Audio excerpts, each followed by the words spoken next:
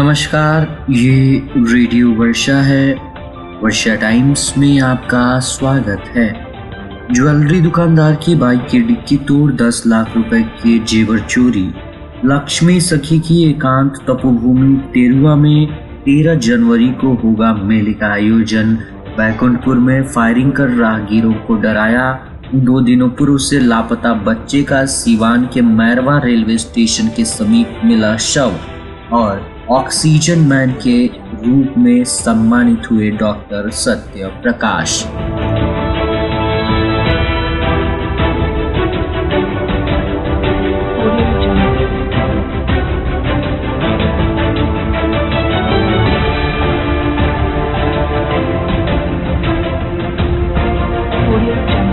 वर्षा times के साथ मैं नवनीत। अब वर्षा टाइम्स विस्तार से।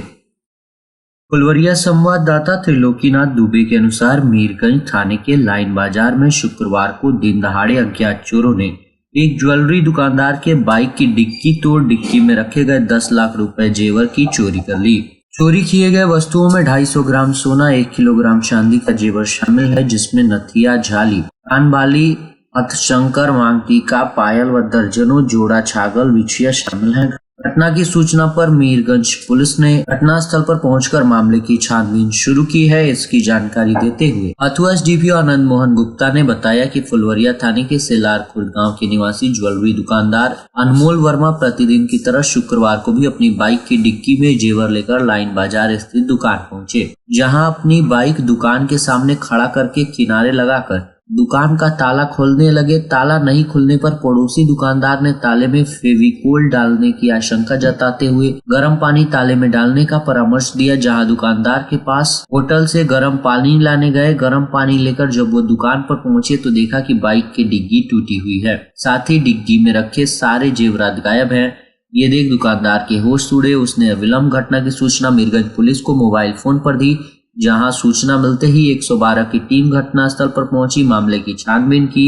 उधर अपर थानाध्यक्ष नेहा कुमारी ने बताया है कि घटना के संदर्भ में दुकानदार ने लिखित शिकायत दी है। इस मामले की छानबीन जारी है। फुलवरिया क्षेत्र के इमलिया मांझा गांव स्थित कुश ग्राम खादी ग्रामोद्योग परिसर में शुक्रवार को एक शिविर का आयोजन किया गया, जिसमें स्थानीय बीईओ जानकी कुमारी सहित अनेकों गणमान्य लोग उपस्थित हुए। शिविर में मुख्य अतिथि के रूप में बोलते हुए खादी ग्रामोद्योग आयोग के निदेशक डॉक्टर एस.के. भुइया ने कहा कि कुम्हार से लेकर चर्मकार जाति के लोग प्रशिक्षण प्राप्त कर अपने हुनर से व्यवसाय कर सकते हैं। इसके लिए सरकार की तरफ से सहायता राशि प्रदान की जाएगी। इसमें 10 दिन का प्रशिक्षण लेना आवश्यक है। प्रशिक्षण लेने के बाद इच्छुक व्यक्ति अपने रोजगार के लिए आवेदन कर सकते हैं। उन्होंने उपस्थित लोगों को स्वदेश अपनाने का आह्वान किया। इसके पूर्व शिविर का उद्घाटन दीप प्रज्वलित कर किया गया, जिसमें मुखिया अल्ताफ हुसैन, प्रखंड संयोजक उपेंद्र प्रसाद यादव, नागेंद्र यादव, बद्री विशाल सहित अनेकों उपस्थित थे। गोपालगंज जिला मुख्यालय से तकरीबन 55 किलोमीटर पूरब की ओर नारायणी नदी के तट पर महान संत लक्ष्मी सखी की एकांत तपोभूमि है और ये टेरुआ गांव में स्थित है। इस बार भी आगामी 13 जनवरी को उक्त पावन स्थल पर 2 लाख दीप प्रज्वलित किए जाएंगे और भव्य मेले का आयोजन किया जाएगा। लक्ष्मी सखी की गणना महान संतों में की जाती है। सारण जिले के अमनौर गांव में कार्यरत परिवार में जन्मे लक्ष्मी ने बचपन में ही घर परिवार से मोह भंग कर लिया था तथा साधु संतों की जमानत में समाहित कर लिया था।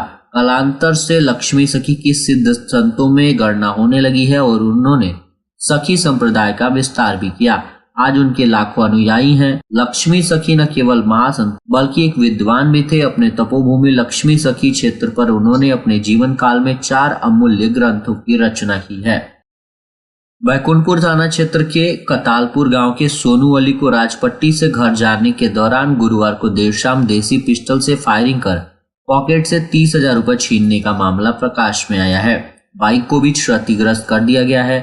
घटना के संबंध में मिली जानकारी के अनुसार कतालपुर गांव के सोनू अली राजपाटी बाजार से घर वापस लौट रहे थे। इस दौरान उसी गांव के सद्दाम हुसैन द्वारा उनका पीछा कर फायरिंग की गई। जान बचाकर भागे युवक सोनू अली ने बैकुंठपुर थाने में आवेदन दिया है। सद्दाम हुसैन के द्वारा फायरिंग करने और पैसे छीने जाने का युवक के द्वारा आरोप लगाया गया है। बैकुंठपुर थानाध्यक्ष राजीव रंजन सिंह ने बताया है कि दोनों का पुराना आपसी विवाद है। पुलिस फिलहाल इस मामले की पड़ताल में जुटी है। अनुमंडल पुलिस पदाधिकारी सदर 2 अभय कुमार रंजन ने घटनास्थल का दौरा किया है। इस दौरान ग्रामीणों से बातचीत भी की गई है। घटना में संलिप्त आरोपी की गिरफ्तारी को लेकर थानाध्यक्ष को आवश्यक दिशा निर्देश दिया गया है। विजयपुर संवाददाता के अनुसार जमीनी विवाद में स्थानीय थाना क्षेत्र के विजयपुर गांव के विजय पांडे को उनके पटीदारों ने मारपीट कर घायल कर दिया है। घायल विजय पांडे की पत्नी रीना देवी ने प्रदानंद पांडे और अन्य के खिलाफ रंगदारी, मारपीट, चोरी तथा छेड़खानी की प्राथमिकी दर्ज कराई है। साथ ही उन्होंने कहा है कि उनके बैनामा भूमि पर उसके पति विजय पांडे झोपड़ी रख रहे थे कि उपरोक्त सभी लोग आकर मारपीट किए। छुड़ाने गए एक मजदूर भूखल पांडे बेटी गौरी कुमारी को भी मारपीट कर इन्होंने घायल किया है तथा भूमि पर गिरे पति की पॉकेट से 2000 रुपए निकाल लिए हैं। घटना विगत 6 दिसंबर के शाम 4:30 बजे की है। घायल इलाज कराने के पश्चात थाने में आवेदन देकर प्राथमिकी कराई है। घायल के आवेदन पर पुलिस फिलहाल प्राथमिकी दर्ज कर छानबीन कर रही है। सिधवलिया स्थानीय थाना पुलिस ने थाना क्षेत्र के परसौनी गांव में छापेमारी कर वर्षों से फरार चल रहे 5000 के इनामी शराब माफिया को गिरफ्तार किया है। गिरफ्तार शराब माफिया थाना क्षेत्र के परसौनी गांव का इनरमल नट का पुत्र रमेश नट है। रमेश नट पर सिधवलिया थाने में उत्पाद अधिनियम के अंतर्गत 2019, 2021 और 2023 में अलग अलग 3 प्राथमिकियां दर्ज हैं। जब से वो फरार चल रहा था, पुलिस ने रमेश नट पर 5000 का इनाम रखा था। गुप्त सूचना पर सिधवलिया थाने की पुलिस के अपर निरीक्षक गोपाल यादव ने परसौनी गांव में छापेमारी कर रमेश नट को गिरफ्तार किया है।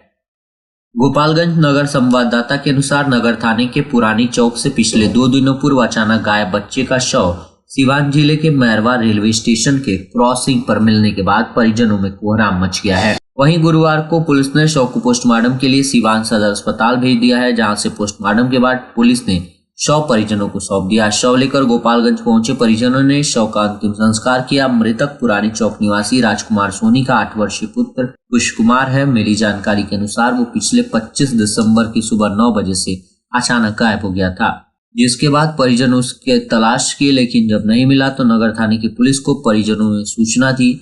पुलिस भी सोशल मीडिया व दूसरे जिलों के थानों को उसकी तस्वीर भेज तलाश में जुट रही थी, लेकिन उसका कहीं अता पता नहीं चला, जिसके बाद परिजनों को चिंता सताई व गुरुवार की सुबह मैरवा स्टेशन के सुमेरपुर रेलवे मानव रहित फाटक पर उसका शव मिलने के बाद मैरवा पुलिस ने देर रात नगर थाने की पुलिस से संपर्क किया, जिसके बाद परिजनों को सूचना मिली और वे गुरुवार रात सिवान के लिए रवाना हुए। वहीं एसपी अवधेश दीक्षित ने बताया कि बच्चा मंदबुद्धि का था और काफी चंचल था। इस संदर्भ में 25 दिसंबर को नगर थाने में बच्चे के गुम होने का आवेदन प्राप्त हुआ था। आवेदन जांच के क्रम में ज्ञात हुआ कि सिवान के मैरवा रेलवे ट्रैक पार करने के दौरान ट्रेन की चपेट में आने से बच्चे की मौत हो गई है। गोपालगंज में पर्यावरण संरक्षण में उनके उल्लेखनीय योगदान के लिए डॉक्टर सत्य प्रकाश को भारत सरकार के डाक विभाग ने ऑक्सीजन मैन की उपाधि से सम्मानित किया है। ये सम्मान सिवान जिले के महाराजगंज अनुमंडल के उप डाकघर में आयोजित जागो ग्राहक जागो कार्यक्रम के दौरान प्रदान किया गया। इस अवसर पर उप डाकघर के डाकपाल रविशंकर ने डॉक्टर सत्य प्रकाश को प्रशस्ति पत्र, अंगवस्त्र और प्रतीक चिन्ह देकर सम्मानित किया। डॉक्टर सत्य प्रकाश ने अब तक 1 लाख से अधिक पौधे लगाकर पर्यावरण संरक्षण में अपनी भूमिका निभाई है। वे पर्यावरण के प्रति जागरूकता बढ़ाने के लिए शादी, जन्मोत्सव और आयोजनों में पौधा भेंट करते हैं। डॉक्टरपाल रविशंकर ने सम्मानित करते हुए कहा कि डॉक्टर सत्य प्रकाश प्राणवायु की रक्षा के लिए निरंतर कार्यरत हैं। उनके प्रयासों से पर्यावरण संरक्षण को बढ़ावा मिल रहा है। कार्यक्रम के दौरान डॉक्टर सत्य प्रकाश ने डाक विभाग के ग्राहकों और कर्मियों को प्रेरित करते हुए कहा कि पौधा प्राणवायु की रक्षा करता है। बेटियां, माता पिता और खुद के नाम पर पौधा लगाएं। एक खाता एक पौधा योजना को बढ़ावा दिया जाए। सुकन्या समृद्धि योजना के तहत खुले खातों पर एक पौधा लगाकर बेटियों के नाम पर पौधा लगाने के महत्व को भी रेखांकित किया जाए। और अंत में सुर्खियां एक बार फिर। ज्वेलरी दुकानदार की बाइक डिक्की तोड़ 10 लाख रुपए के जेवर चोरी। लक्ष्मी सखी की एकांत तपोभूमि टेरुआ में 13 जनवरी को होगा मेले का आयोजन।